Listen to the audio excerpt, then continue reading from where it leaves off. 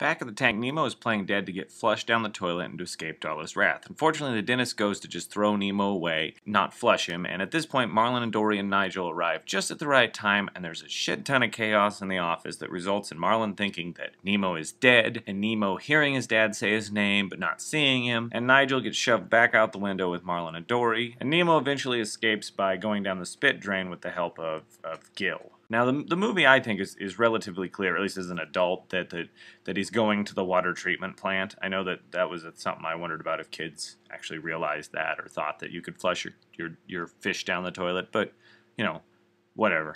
Nigel drops Dory and Marlin back off in the ocean, and this is just really harsh. There's this terribly sad scene there where they talk, and Nigel says how sorry he is, and Marlin and Dory are just left there by him, and they're just left alone, and Marlin tells Dory he is going home, leaving her.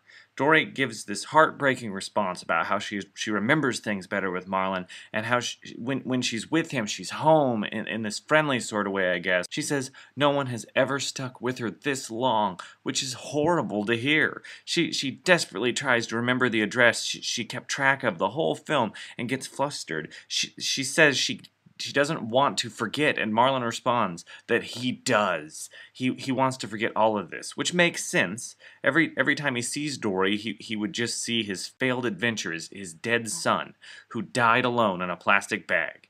And Marlin leaves. So after all this heavy shit, the movie just goes right back into some sort of weird oddball comedy with these crabs who are like eating waste or something. And Nemo pops out of this pipe and he swims off to find his dad, who just swam by. And Nemo finds Dory, who is freaking out because she doesn't know where she is, and she's thinking she's lost somebody. So Marlin actually did abandon her in the middle of nowhere to do this. This was the thing that I kept wondering, like, would he really abandon her, and what would she do while she's all by herself? This is what she'd do. She would die. Nemo says he will help her look for whoever she's looking for, and the two set off together. Dory is dropped a few hints, such as Nemo's name, and she reads the word Sydney, and suddenly she remembers everything and hugs Nemo, and they both set off to catch up with Marlin. Father and son reunite, and then a fishing net almost gets them. So there's this big kind of like final epic scene here where this random fishing net is dropped in, and like hundreds of fish are captured in it, and Dory is captured in it, and Nemo uses what he learned before in the fish tank, where the other fish temporarily got him out of the dentist net by swimming down. So he realizes he's got to get all the fish to swim down. So he wants to go tell them to do that. And Marlin doesn't want to let him go because he just got Nemo back. But Nemo's like, hey, I can do this, Dad. Yeah. And he lets his son go into the net. And he starts telling all the fish to swim down. And Dory helps. And they all swim down. And eventually everybody's free. And they all get away. And they all just leave, all the fish that were there. There's like no staying, because they were such a fucking convenience to just have some sort of a reason for Marlin to let Nemo go briefly. So after they escape, Nemo is under the net on the bottom of the ocean, and he's fine, even though Marlin's like, oh my god, is he alive? And he tells his dad right away, Nemo does, that he doesn't hate him. And Marlin responds by telling Nemo he met a sea turtle who was 150 years old, which is cute. So now Marlin wakes Nemo in the morning, and Marlin and Nemo race to school. Dory is there, the sharks show up, Marlin tells his joke, and he's funny this time, and everything is cool, I guess. So that's how the movie ends, with Marlin with his confidence back, Nemo and Marlin having a great relationship now, and everything just fucking rocks. Let me go through Pixar real quick so you can get a feel how I view them. I think Pixar is the best at computer animation because they take risks and craft characters. I just watched both Disney's Bolt and Tangled, and neither film could conjure up characters as memorable and seemingly well-rounded as Carl Fredricksen from Up, or Woody or Buzz from Toy Story, or honestly Dory or Marlin. DreamWorks, Sony, and those guys who make Ice Age, none of them come close to Pixar except when Pixar stumbles. And they do.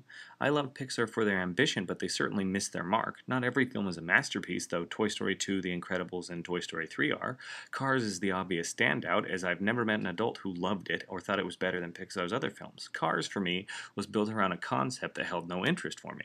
It featured Larry the fucking Cable Guy, which will always be a mark against you, and its story was so very simple and predictable. It was the most kid-centered film Pixar made. We know Lightning McQueen will come around and stop being so selfish, so spending so much time waiting for him to get there is not particularly noteworthy. That said, the film is at least consistent in a manner Finding Nemo never is. Finding Nemo is a funny film, and as that, there is enjoyment to be had. It's also a beautiful film, with every environment and every character having a really unique and identifiable design that is impressive considering the amount of characters. The main characters, though ill-suited for comedy, are quite well crafted. Nemo, Marlin, and Dory are all very likable characters by and large, and even if Dory is too grating on Marlin's attempts to find his kid and have fun, and Marlin is occasionally too mean to Dory, they all individually are characters worthy of a film. It's just they are in a very sad, jumbled one. No matter how you dress it, this film is about losing your family, losing your child, and learning to grow. It's a comedy about that, which you would have to be particularly skilled as a storyteller to pull off. Finding Nemo's script is not suited to take on such a heavy topic with humor. Other Pixar films are. Up masterfully handles loss, growth, and letting go and moving on with great humor. Toy Story 2, The Incredibles, and especially Pixar's most masterful film in my opinion, Toy Story 3, excel at addressing the loss and pain in life while being outright hilarious. They are consistent in tone and feel. Finding Nemo brings up topics like overprotectiveness, but uses them in a way that's not relatable or seems outlandish. Marlin finally lets Nemo go, stops protecting him when he's surrounded by confused, scared fish on the way to their death. Marlin learns to stop being such a worrywart when he's surrounded by deadly jellyfish. This is a film of ambitious ideas that never gels to be a great, cohesive film. Finding Nemo also is Pixar's most cobbled together film. They're most easily dissectable. The stuff in the tank is uninteresting simply because it is unimportant. It is filler, so we know Nemo is okay. Nothing comes of it. Nemo becomes confident, I guess, but it's not enough. Marlin and Dory's adventure are merely strung together fish adventure ideas, like a pitch meeting where the writer just said, hey, what if they ran into a surfer turtle? Or sharks? Or let's throw in a World War II submarine so that we can throw some explosions in there. Here's how I feel about another Pixar film so you can see what I look for in a movie like this. In Wall-E, Wall-E the robot spends many beautiful moments alone on Earth, and many beautiful moments with Eve. The film takes an odd turn when portly humans show up, Fred Willard inexplicably chats from the past, and an environmental message is hammered home. These things mar the film, if only slightly. The humans are not as interesting as the robots, so following all the robot greatness up with them is a slump. Fred Willard is distracting because he's real and nothing else is, and it takes you out of the film. The environmental message is worthless because the film already established it without having to say it. Wall-E inhabits a garbage-filled Earth, which is enough. The consistency and tone of the film prevail, though, overall, which is why it is so enjoyable, even if I was mildly annoyed by Pixar's environmental message. I cannot say such things about the flaws in Finding Nemo. They are not congruent or simply less likable ideas. They are big problems that prevent the film from having the relatable, touching heart that even Pixar's other flawed films have. I will say that it has a spark of ambition that lets me still appreciate it more than the pop culture shitstorm of laziness that is the Shrek franchise, or most of DreamWorks' other films that always go through the motions of having a heart or showing character growth because a film like this has to.